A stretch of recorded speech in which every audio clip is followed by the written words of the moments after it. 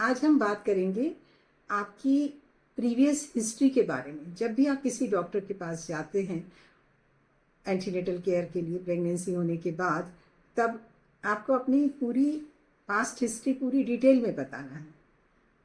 और प्रेगनेंसी में इस हिस्ट्री का बहुत इम्पोर्टेंस है। मेडिकल फील्ड में हम हिस्ट्री से ही बहुत सारी इन्फ्रेंसेस निकाल लेते हैं और आपका ट्रीटमेंट या आपको क्या दवाई देना है क्या नहीं देना है इसके बारे में भी बहुत सारी चीज़ें हमें पता चलती हैं। प्रेगनेंसी ऐसी चीज़ है जिसके लिए हमें कई हेडिंग्स के अंदर आपसे हिस्ट्री लेनी है।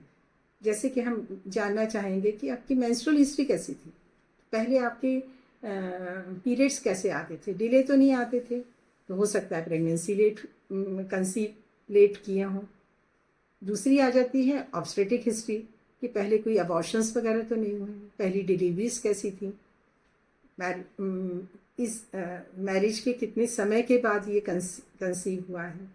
कोई बेबीज़ जो होते हैं बहुत ही प्रेशियस होते हैं क्योंकि वो मैरिज के काफ़ी दिनों के बाद बड़ी मुश्किलों से दवाइयों से कंसीव हुए हैं, कुछ स्पॉन्टेनियस प्रेगनेंसी हो गई है।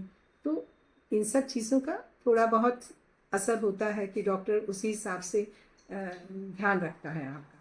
उसके बाद हम आ जाते हैं कि आपकी पास्ट हिस्ट्री के बारे में पूछते हैं कि कहीं कोई आपको किसी तरीके की पहले बीमारी तो नहीं रही है, कभी बहुत एनीमिया रहा हो या किसी पिछली प्रेगनेंसी में कहीं एनीमिया की वजह से या एक्स्ट्रा ब्लीडिंग की वजह से कहीं ब्लड ट्रांसफ्यूजन की ज़रूरत तो नहीं पड़ गई थी, या प्रीवियस ऑपरेशन के अंदर कुछ डॉक्टर ने कोई ऐसी बात तो नहीं बताई थी।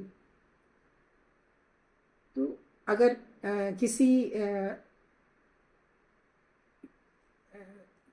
पिछली प्रेगनेंसी के अंदर कहीं ऐसा भी होता है कई बार कि रिपीटेड अबॉर्शंस रहे हों, तो उसका हमें ध्यान रखना पड़ेगा कि इस बार ऐसा ना हो, कोई और बात हो गई हो, कुछ और मेडिकेशंस आप ले रहे हो, तो वो सारी बातें आपको डिटेल में डॉक्टर को बतानी हैं। अगर आपको अस्थमा, थायराइड, डायबिटीज़,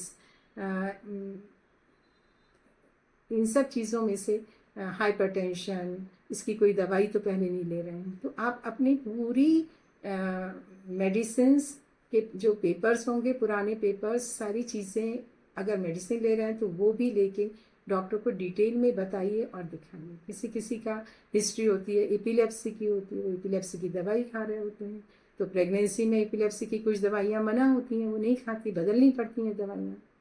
अगर किसी को डायबिटीज़ है तो डायबिटीज़ हो सकता है कि फैमिली में हो, तो प्रेगनेंसी में वो डायबिटीज़ जो आपको इस समय तक नहीं थी, हो सकता है कि रिवील हो जाए प्रेगनेंसी में। तो हमें एक पर्टिकुलर टाइम के बाद सेकेंड ट्राइमेस्टर में खासकर हम ये देखेंगे कि कहीं ऐसा तो नहीं है कि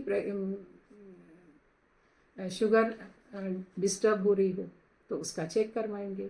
तो ये सारी हिस्ट्री बहुत ज़रूरी है। कभी कभी किसी पेशेंट को किसी ड्रग्स से या किसी चीज़ से एलर्जी होती है, तो उसके बारे में भी डॉक्टर को अवगत करा दीजिएगा।